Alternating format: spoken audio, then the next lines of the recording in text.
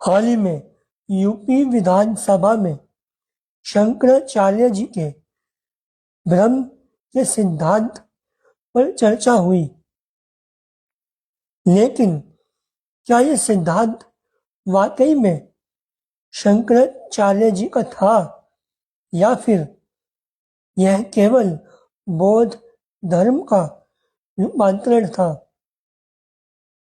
आइए मिलकर इतिहास के तथ्यों को समझते हैं। चार पीठों के चार वेद हैं,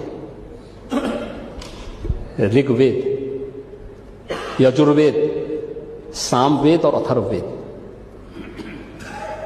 इन सब के अपने मंत्र हैं।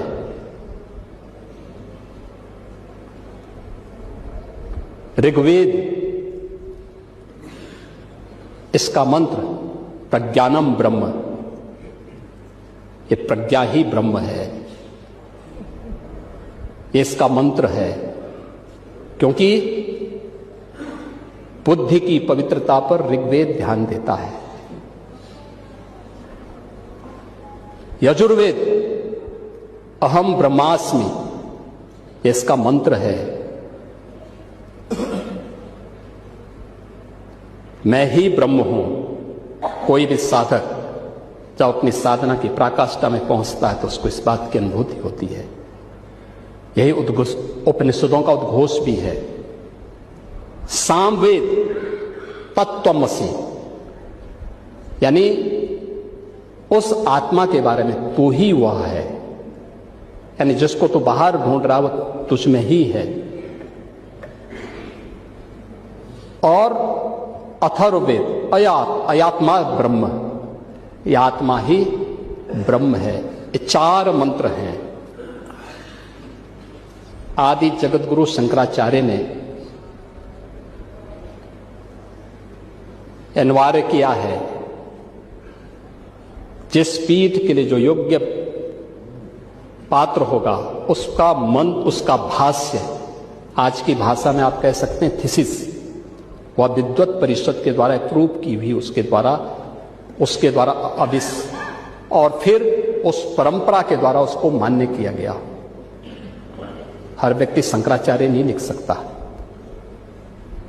हर व्यक्ति हर पीठ के आचार्य के रूप में। इतिहास गवाह है कि तुर्की के हतूसा में हुई संधि में इंद्र, नासत्य और वरुण जैसे देवताओं की शपथ ली गई थी,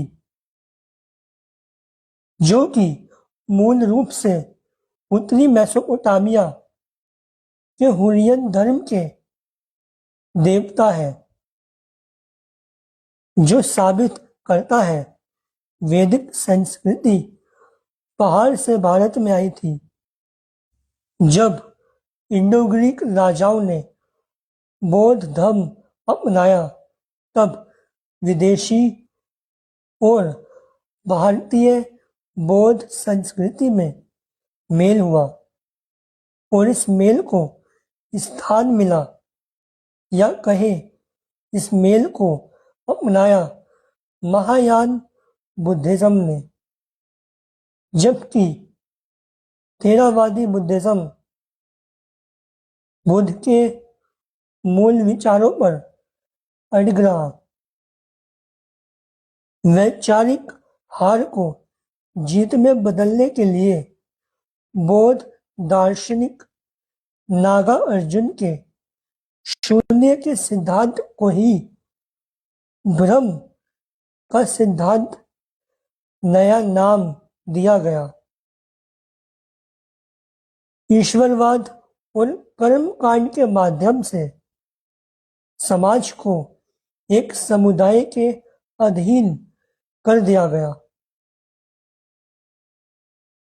साक्ष्य बताते हैं, आज के कई मुख्य मंदिर पहले बौद्ध स्थल हुआ करते थे, लेकिन विशिष्ट समुदाय ने इन सिद्धांतों पर प्रहार किया और समानता पर आधारित बौद्ध धर्म के स्थान पर जाति और वर्ण व्यवस्था को पहचान के रूप में स्थापित किया।